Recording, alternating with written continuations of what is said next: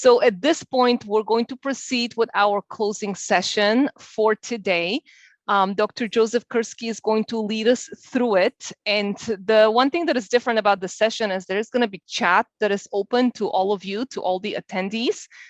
So you're going to be able to just freely chat, not just through the Q&A.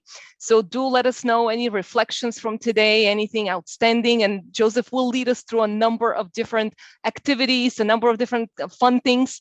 But again, there's a chat, so you're welcome to chat away. And also, Joseph Kursky, he probably doesn't need an introduction. But a lot of people know Joseph. He's one of the most passionate and exciting educators that we have. So he's an education manager on the education team at Esri, as well as he teaches at the University of Denver, along with a few other institutions that he's been part of. And Joseph, I'll let you take us through this closing session. Okay, well, greetings all. Joseph Kursky here. Thanks, Jerry.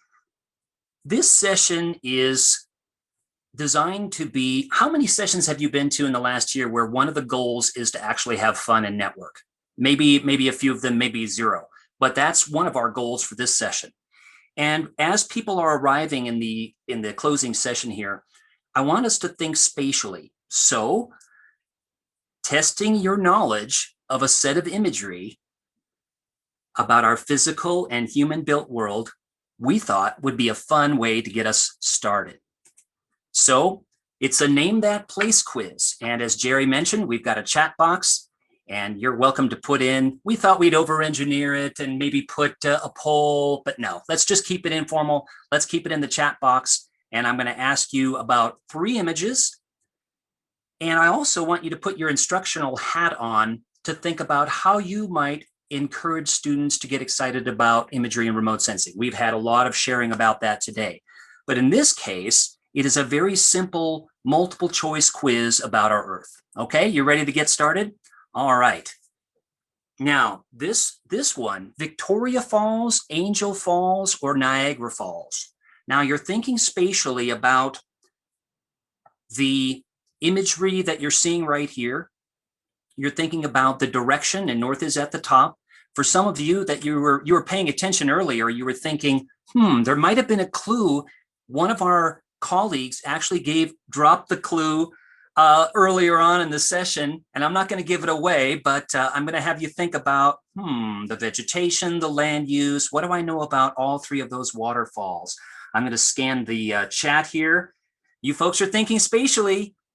We'll go through the answers here in a bit, but okay. So now let's think about mountains. Let's think about Aconcagua, Arenal, or Kilimanjaro.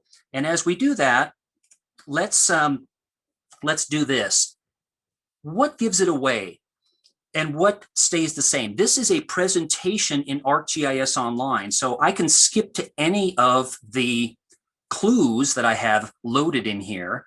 And you can do the same thing, of course, with your tools that you've got at your fingertips. So let's think about this. Arenal, Aconcagua, or Kilimanjaro. Now you're thinking about, gosh, what do I know about all 3 of those? So it's kind of like what Mansour was talking about a moment ago with some of the fundamentals that he learned years ago. What do I know about places? What do I know about the land use, the land cover? You folks are good. You folks are good. Okay, I'm not going to give it away though, but I'm seeing some interesting answers come in over there on the chat box. Let's talk about urban rivers here for a moment. Let's think about London, Paris, or Hamburg in this particular set of images. And again, urban rivers. So I'm going to look at the land cover. I'm going to look at the street pattern. I'm going to look at the direction of rivers that I know are flowing through certain cities and so on and so forth. And so, okay, London, Paris, or Hamburg there. I'm seeing some notes in the chat box. Let me check and see how fast the tiles are streaming in. Oh, interesting. All right. Let's zoom in. This probably will give it away, right? If I zoom in a bit, I'm going to see. Let's do this. Let's zoom out a bit and see if that's going to give it away on any one of these. Let's zoom out a bit on, how about the volcano? If we zoom out on that, it's scale matters, right, folks? Scale matters, and scale is going to help us. As we do that, though, what I wanted to also say is, as that's streaming in, that as Jerry mentioned, I am very pleased to be a part of this community. I've had a career that's mostly spanned 4 different sectors of society: federal, so USGS, Census Bureau. Hey, the census counts just came out. NOAA. I also, like many of you, teach at different universities, and I also teach at community colleges. I love the community college network.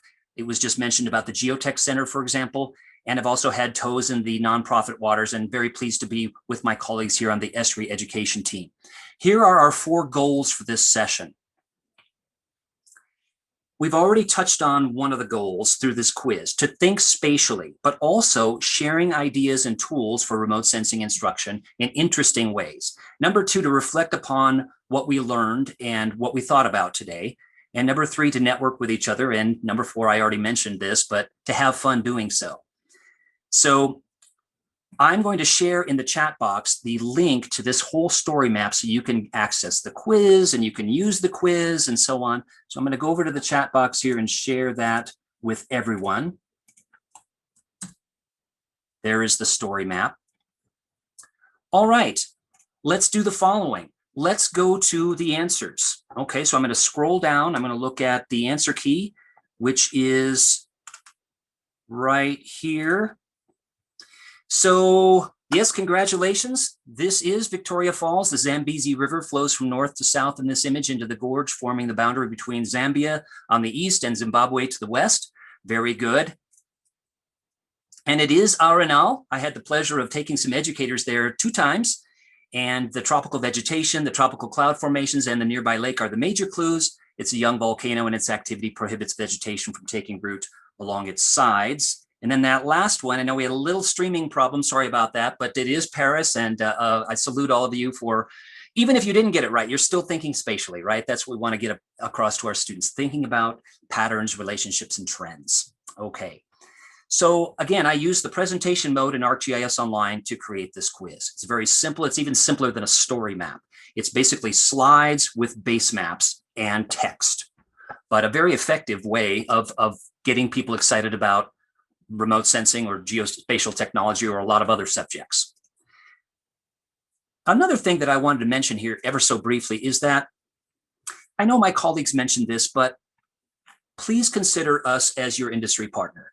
My team and others here at Esri are here to support, encourage, and really stand alongside you over the long term. The education program has existed since 1992, so it wasn't just invented yesterday. But we want to help you be successful with geotechnologies in instruction, research, and on the administrative side. We can't do this alone, right, folks? There's too many problems to solve. We need to be working together to solve these 21st century problems that are all around us. And we treasure you as a valued part of the remote sensing GIS community. We truly do. You're making a positive difference in people's lives. You're empowering the change agents of the future. Okay. I feel very confident, folks, that we will be able to solve these very serious 21st century problems that we're facing. We have good data, as we talked about today, good tools, good methods, expertise. But just on a personal note, what gives me the most hope is all of you, your expertise, your energy, your passion. And I think it's more important than ever in our fast-paced societal and technological environment to help people reflect on their own learning. This is not as common in education as I would like it to be, but I submit that we must make it so. To that goal, I've used this book that you see here in the screen, Stephen Brookfield's book, in numerous courses, workshops, and presentations over the last 15 years to help people reflect upon their learning. And what I like about these questions, and again, I encourage you to maybe take a look at this, it's a critical incident questionnaire, is how Brookfield lays it out. It's that the questions are short, they're to the point, and they help the attendees or class participants focus on one thing for each of a set of categories.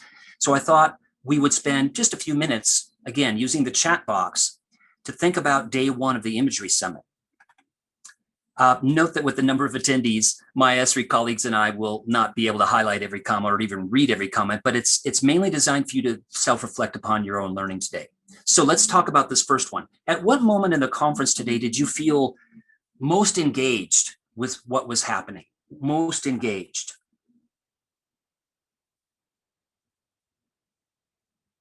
Feel free to use that chat box, folks.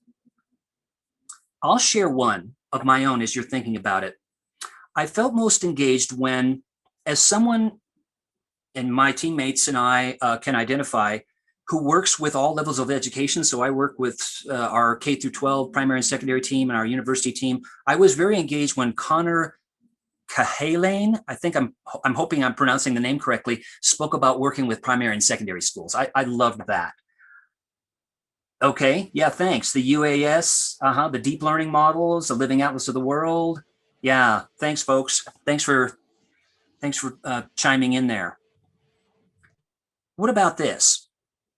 What action did anyone, presenter or participant, take in the conference today did you find most helpful? Did you find most helpful?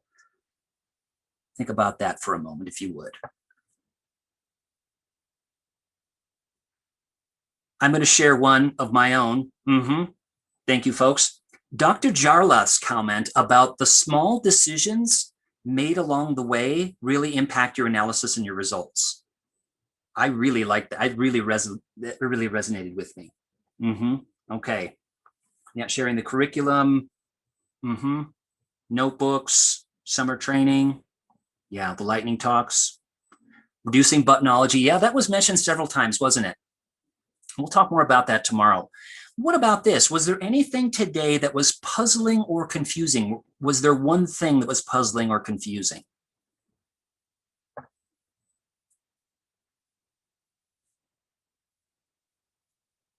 Okay, you don't always need high-res imagery. More is not always better. I'll share one. This is a funny note. The closed captioning said classic jazz analysis, JAZZ, while my colleague was showing the 3D mesh of Frankfurt. I thought that was kind of puzzling, the classic jazz analysis. Okay. Yeah, there's some good things that people are really being thoughtful about. Much appreciated, folks. Okay, appreciate those comments. Keep thinking about those. What surprised you the most today?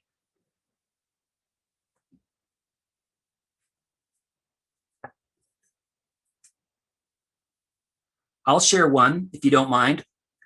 In the last session, I thought the data janitors phrase was rather intriguing, something I'm going to need to chew on. Certainly, the whole notion of processing the data for days, weeks, as we did in the not too distant past before we could actually do analysis, are gone. However, there's still dealing with data, and data is messy, right? Data will always be messy. We're trying to model the real world with these geotechnology tools. Yep. Okay. Thanks for sharing, folks. Last thing here. What was one thing about the conference or the summit today that you would like to learn more about? I know that's a big question, isn't it, Jerry? We could spend days. We're all lifelong learners. We want to learn more, but what's one thing? Okay, a lot of seeing the Geo AI, drones, notebooks. I'm right with you on those things.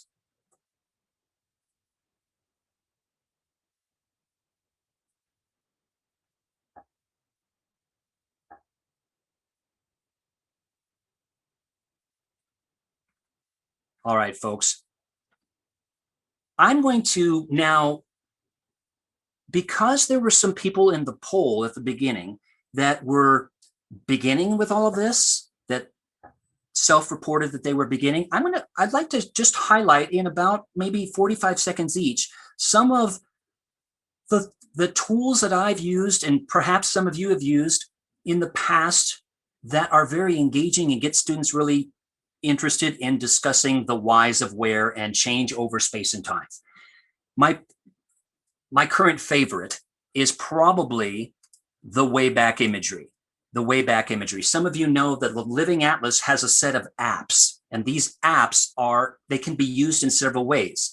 In this particular case, this one can be used as just looking at imagery and changing the dates on the left, or on the left side here, and I'm going to put this in the chat box. On the left side here, you've got a swipe capability that came in around 6 months ago. And this was one of those things where when it came in, it gave me the geo tingles, if you know what I mean. It was really exciting. Because now with this swipe tool, of course, you can look at change over space and time in all areas around the planet going back to around 2014. So you've got high resolution imagery at your fingertips for studying urbanization. Or let's talk about another issue, water. What's wrong with this picture? It looks like the main surface water supplying Las Vegas and other communities is decreasing in elevation. I always think about what's where, why is it there, and why should we care? Remember that? What's where, why is it there, and why should we care? Why should we care about urbanization in an arid area like Las Vegas? Why should we care about surface and groundwater and other SDG goals? So this tool is a great way of looking at space over time changes. You can look at glacial retreat, agricultural expansion on the Great Plains of the USA or Saudi Arabia, the construction of the Three Gorges Dam, deforestation, reforestation, coastal erosion in England and elsewhere. Lots of key issues of our time with this one tool. But I know you folks are who I consider to be the world's leaders in imagery and remote sensing education. So you want to dig deeper, don't you? In the upper left, above the swipe tool, is something I love, and that is the capability of bringing these images then into your own saved map in ArcGIS Online, which of course you could then also bring into ArcGIS Pro. Why would you want to do that? This is a fine tool as it is. But if you want to dig deeper, that's what I love about this. You've got a level 1 capability, and then you've got a level 2 capability. If you were to sign into ArcGIS Online and go ahead and save these images of the dates that you want and the places around the world that you'd like. So I love this tool. This is one of my all-time favorite tools and data sets. Another one that I like a lot is the Living Atlas Water Balance app. Now this is one of those tools where, once again, you've got an illustration for some of the things that we talked about today, namely the ability at our fingertips to get these Internet of Things feeds. So let's say I'm teaching about precipitation, for example. I go to Brazil and I see that, oh, I've got a not real time, but a few months old data feed coming in from a variety of stations. Now I'm all keen on, and as I know you are as well, about asking students to understand where the data came from, who created it, why it was created, how it was created, how often it's updated, and so on. So not just accepting it because it's on the web and not just accepting it because it's a map, but here we've got, wow, I can see that it's a summer. It's not a summer and winter. It's a wet season and a dry season, right? Wet season being, it looks like February, March, dry season being September, October-ish. Now I go to southern Libya, I should see whole months, and I do, with no precipitation at all. And I've got about 6 variables on the left side that I can analyze. And again, you've got a level 1 capability here, and then you've got a level 2 capability of you can download this as a CSV and then do further analysis in, for example, ArcGIS Pro. You can use the R bridge and bring it into R, all kinds of interesting things that you can do. Again, tapping into some of the things that we've talked about today, real-time or near real-time data from the Internet of Things with in this case, water as a key issue. All right, that's a couple of my favorite apps. I'll just mention a couple more. I don't have time to show all of these, but the Landsat lens, kind of like the Wayback imagery, gives you tiles of Landsat imagery. And so since it's Landsat, you go back to the 1970s and you can, again, look at the expansion of urban areas in the UAE and so much else around the world. Fascinating, the Landsat lens. Okay, and I'm going to close that section off right now. But I wanted to mention a couple of things. I think many of you are aware that story maps you can use them in 2 main ways. You can have your students create them and summarize their research and present to you or their peers or a wider community. You can also use those as assessment tools. You're ticking off boxes in a rubric, for example, but you can also use them as instructional tools. And so there's a couple that I have included in here just as an example of engaging content-rich story maps to teach about key topics along with imagery. Yep, thanks. Thanks for the chat, folks. Yeah, I use story maps a lot when I'm presenting. I also use them as instructional tools. I still use Prezi and Microsoft Sway and PowerPoint, sure. But story maps oftentimes are the best tool to use, especially, of course, if you are wanting the students to engage in interactive spatio-temporal analysis. This tropical cyclones one is one of my favorites. Here's another one that I want to lay before you. You probably know the answer to this question. What is the most popular web mapping app of all time? I'm not going to click on it because you probably know. Unfortunately, for sad reasons, it's the JHU coronavirus dashboard. And my colleague Jerry teaches at JHU. The point is, there's a reason why that's so popular, right? People wanted to, and people still need to know, what is their decision going to be on their travel, their daily behavior, etc. One of the powerful things I think about the whole platform notion here, folks, is that you can connect pieces of this. We've had some discussion today about connecting pieces of the platform. And what I wanted to show here is this is just a very simple example, but in this case, I encourage the students to think about, what are you passionate about? Okay, what is it? In my case, one of the things that really motivates me is walkable neighborhoods. So when I'm on, work travel, hopefully someday again, I'll be able to do this again, but walkability. So in this story map, I have, what is walkability? I have a survey 123, which many of you use, that asks people 5 simple questions. Is this neighborhood walkable? Rate it, tick all the choices that describe it, where is it, and then submit a photograph. And then in my story map, of course, I have, as you probably would expect, the places around the world where people have submitted answers to that particular question. And then one of the primary reasons why I wanted to show you this is because this dashboard that is also part of the story map, it is the same tools, of course, that JHU and others use to create dashboards. It's the ArcGIS dashboard tool, web mapping application. I just have a couple of simple pie charts in here, recording the result of the 400-ish surveys that have come in thus far in my 475 in my walkability survey.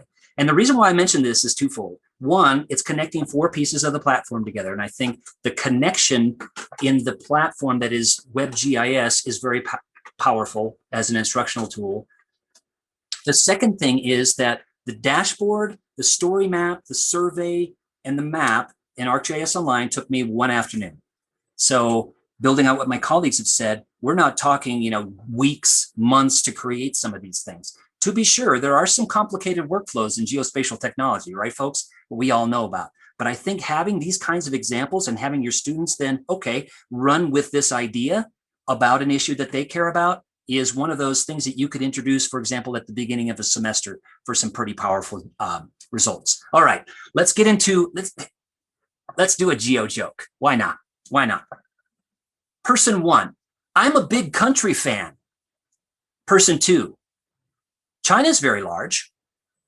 Ooh. Okay, that was a geo joke. Maybe a very tiny geo joke, but it was a geo joke. One of the things that Jack Dangermond and others talk about repeatedly is this whole notion of GIS as a nervous system for the planet that brings people together. Some of you may recall the GITA video, A World in a Box, from some years back. And it had the spotted owl environmental community together with the logging timber industry at the beginning of the video. It was a very compelling video, people throwing themselves in front of logging trucks and so on.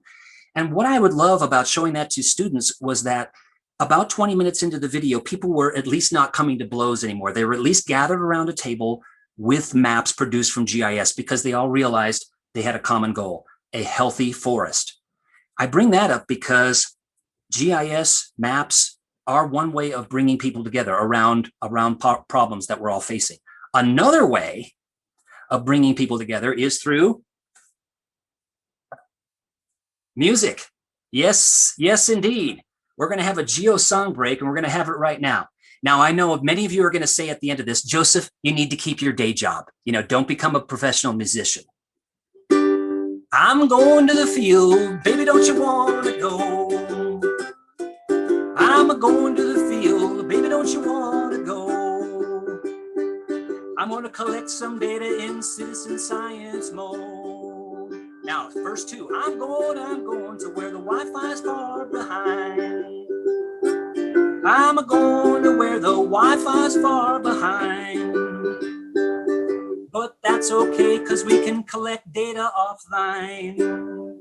Ah, that was a Geo Song for you all. Let's do one more. I look at my maps and I see they need tending while my device gently beeps. While my device gently beeps.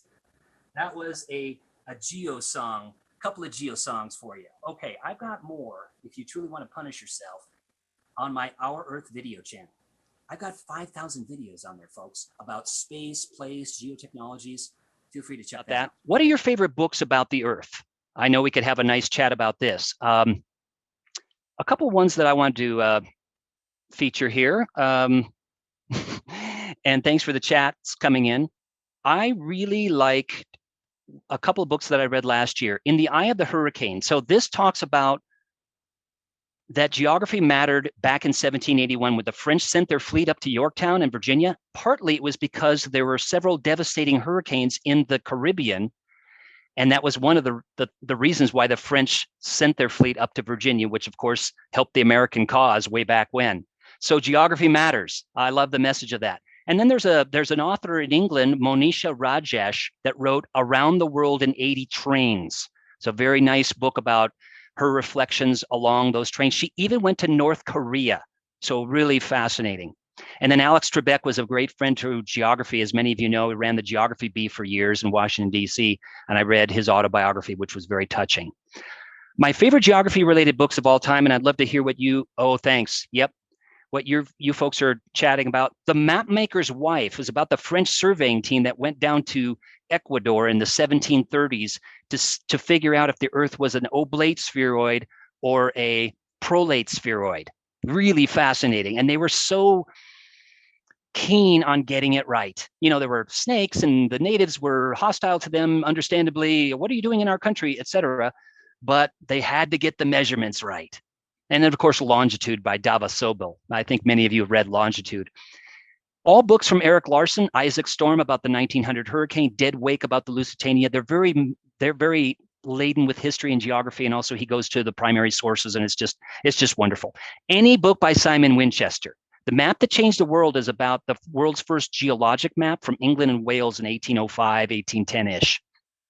And the newest one is called Land. It just came out in January. So 2021 publication date on that one. A couple years ago, Andrea Wolf was at the Esri user conference and she wrote The Invention of Nature, and I got to shake her hand. It was a great moment, but it's about von Humboldt. And what a scientist. Any books by David McCullough, historian? I'm rather fond of my own as well, Interpreting Our World, 100 Revolutionary Moments in Geography. What are your favorite GIS and remote sensing books? We could have a further discussion. In fact, my colleagues will talk about some resources from Esri Press and elsewhere tomorrow. But a few of my favorites, Price's book, Shalito's book, Kenneth Field's book on cartography, and Andy Mitchell, the Esri Guide to GIS Analysis. It's a little bit old, but it's got, you know, as Mansour was talking about, fundamentals to analysis. So those are some of my favorites. The Map Makers by John Noble. Yeah, Wilford. Thanks, folks. Yeah, I'm right with you. How to Lie with Maps. Yeah, absolutely. Kind of a core essential reading for a lot of undergraduates or even graduate students. Okay, let's talk about this for just a moment. Your favorite phone apps. You want to share those that maybe are geo related. I use Survey123 a lot. I use Mapillary a lot as well. So it's a way of creating your own trail view or street view, like Google Street View, but with your own set of tools. And I love that. That's a business partner of ours. I just wrote this up last week about, some people mentioned augmented reality with Fieldwork, GIS, and ARGIS Solutions, which is a business partner of ours. But this is what you can see when you're out in the field with this. You can see things that you've loaded from REST endpoints like traffic accidents, signs, storm drains. And you can also Look at your own data. Let me scroll down to where I'm looking. Here's my own data. So I've collected trees, shrubs, fence posts, etc. on a campus. So that's another intriguing new augmented reality tool. The reason why I mentioned that, and the reason why I got really excited about this at the beginning, and I'm going to put this in the chat box, is that remember the geospatial revolution videos from 2010-ish? According to some of my colleagues over there at Penn State, they are creating a couple of new episodes, and that's grand news. But the original video had a very intriguing component, some of you probably recall, where someone's got their smartphone, and this is 11 years ago, looking around. Oh, cafe, it's got 3 stars. Oh, lamppost, and it's got this amount of lumens. And I was thinking, gosh, wouldn't it be great someday if we could actually teach with some of those tools, and the IRSES solutions and some of the things that you folks have shared today allow us to do that. We're really touching the future. This is pretty fun. All right, we've got just a little bit of time left. Here, let's do this.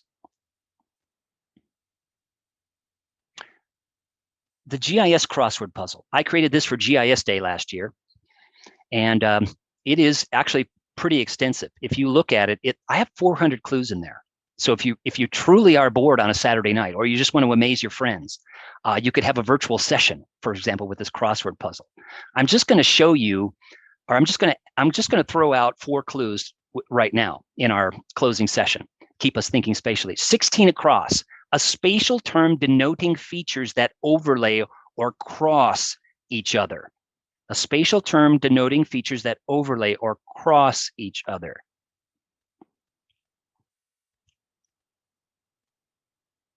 Okay, we're going to go through the answers. No worries there. 40 across. A type of thematic map in which the areas symbolized are in proportion to a variable that represents a summary of a geographic characteristic within each area. Okay, ponder that for a moment. 69 down.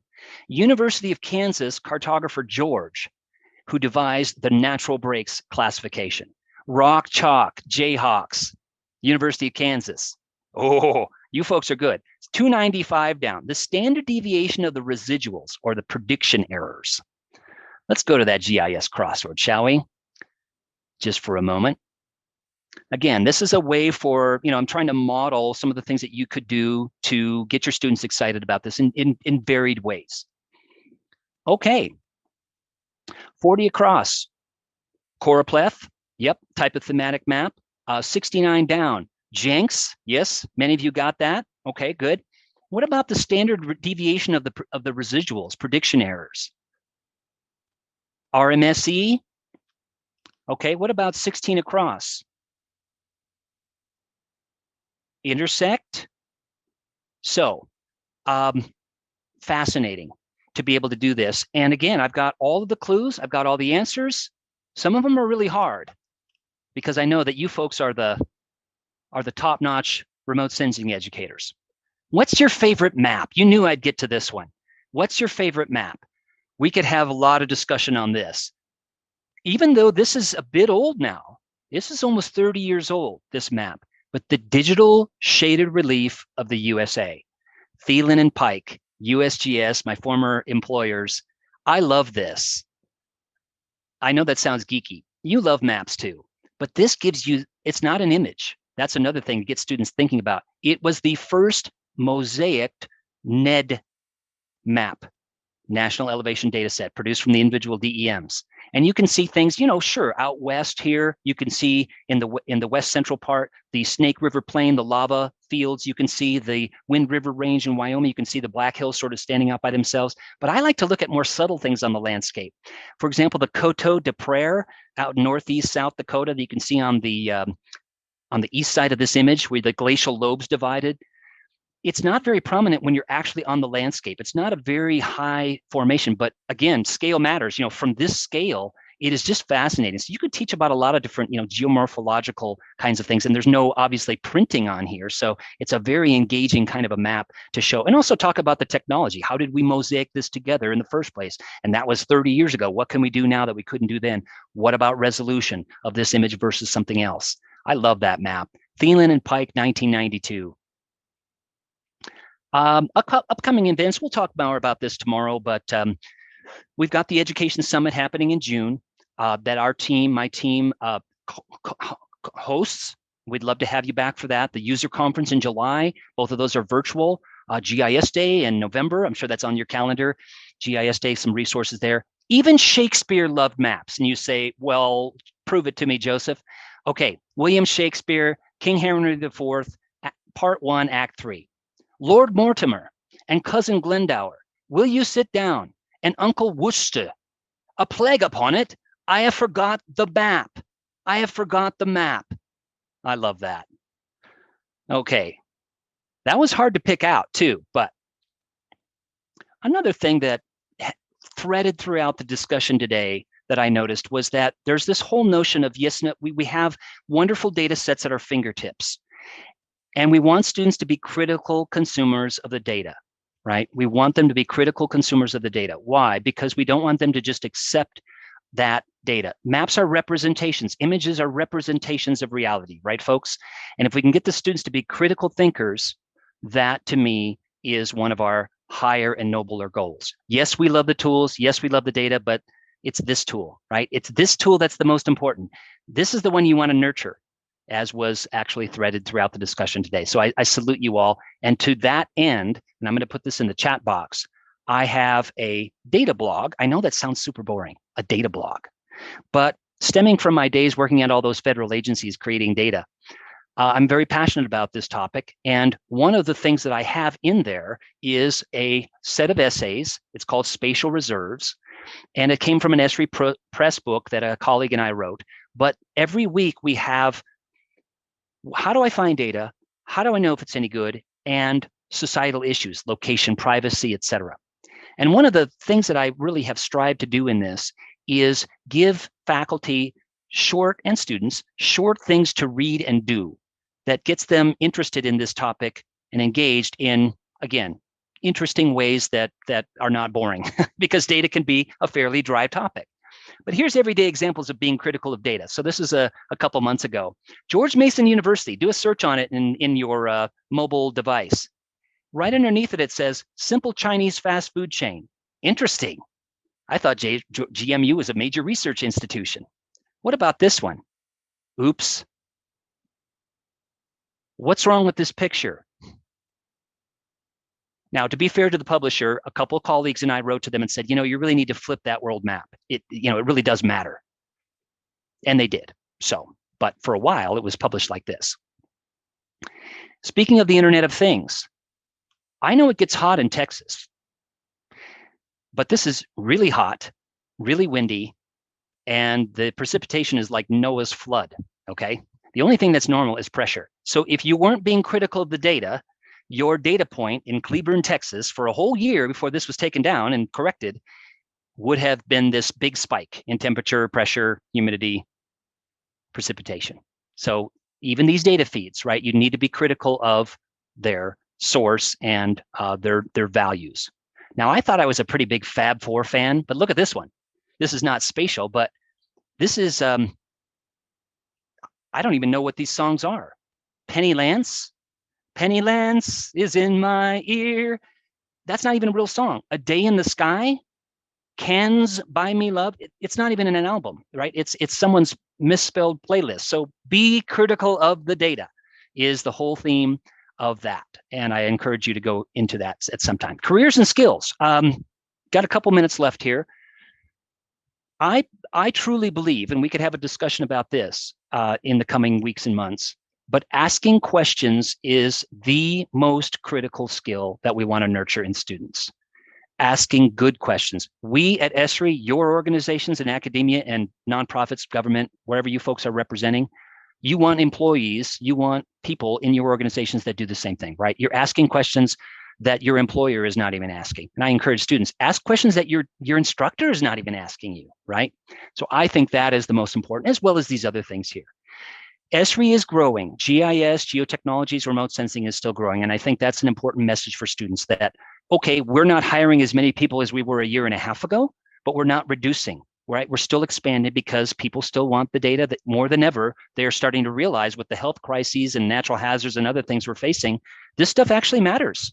And we want the tools, we want the data.